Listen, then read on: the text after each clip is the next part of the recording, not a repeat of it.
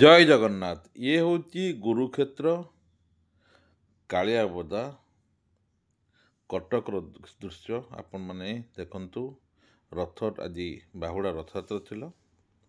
ସେଠି ଗୋଟେ ଆଶ୍ଚର୍ଯ୍ୟ ଘଟଣା ହେଲା, ଗୁରୁକ୍ଷେତ୍ରରେ ଦୀର୍ଘ ଦିନ ହେଲା ଗୋଟେ ଅଖଣ୍ଡ ଦୀପ ଜଳୁଛି। 1937 ମସିହାରୁ ଗୋଟେ ଅଖଣ୍ଡ ଦୀପ ଜଳୁଛି। ଜଡ଼ା ତଲରେ ସେ ଦୀପଟା ଜଳୁଛି 1937 ମସିହାରୁ। ଆପଣମାନେ ଦେଖନ୍ତୁ, ଆଶ୍ଚର୍ଯ୍ୟ ହେବେ। ଦୀର୍ଘ ବର୍ଷ ଧରି ଅଖଣ୍ଡ ଦୀପ ଜଳୁଛି ମାଆଙ୍କ ପାଖରେ। ଏହା ଅବିଶ୍ୱାସ ଲାଗିଲେ ବି ସତ। ଥରେ ଆପଣ ଯାଆନ୍ତୁ ଗୁରୁକ୍ଷେତ୍ର କାଳିଆବୋଦା, ନିଜେ ସେଠି ଚମତ୍କାର ଦେଖନ୍ତୁ କିପରି ଅଖଣ୍ଡ ଜଳୁଛି 1937 ମସିହାରୁ ଆଜି ପର୍ଯ୍ୟନ୍ତ, ପୁଣି ଜଡ଼ା ତଲରେ। ନିଶ୍ଚୟ ଆଶ୍ଚର୍ଯ୍ୟ ହେବେ। ଆପଣ ଥରେ ଯାଆନ୍ତୁ କାଳିଆବୋଦାର ଦର୍ଶନ କରନ୍ତୁ, ନିଶ୍ଚୟ ଆପଣ ପାପରୁ ମୁକ୍ତି ପାଇବେ, ରୋଗ ଦୁଃଖ କଷ୍ଟରୁ ମୁକ୍ତି ପାଇବେ। ଥରେ ଯାଆନ୍ତୁ କାଳିଆବୋଦାରେ ଏ ଅଖଣ୍ଡ ଦୀପ ଦର୍ଶନ କରନ୍ତୁ। ଜୟ ଜଗନ୍ନାଥ।